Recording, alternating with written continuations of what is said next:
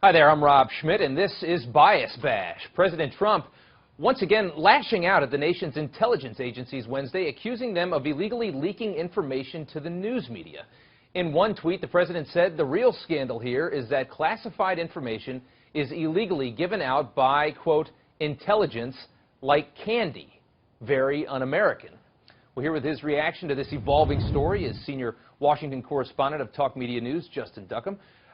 Justin, welcome to you. And obviously, this one's a little bit more obscure, but you know, from my perspective, it seems the media is just reporting what they're being told by the intelligence agencies. Where exactly do you see a bias here? Well, basically, what we're seeing right now is the media really needing to rely on leaks, and that is the big issue right now. You know, we have an administration who just isn't giving solid information to the press.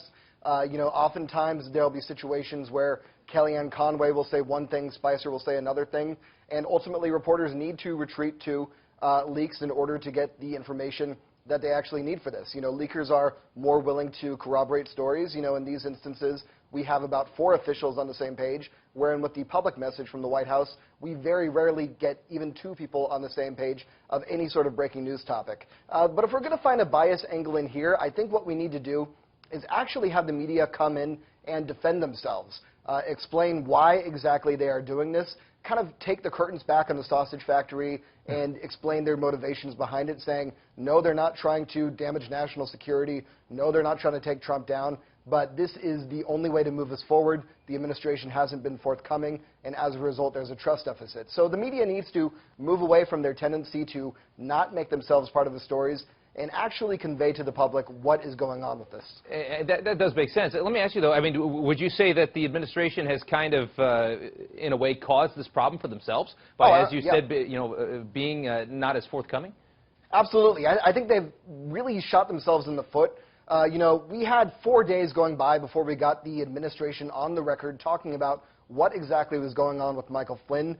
During that period of time, the story absolutely just simmered. People were able to reach out and get some additional information on it as the administration sort of just let that one, you know, come to a boil. And ultimately, the administration could have, you know, ended that story earlier. They could have been forthright. They could have given some more information on it.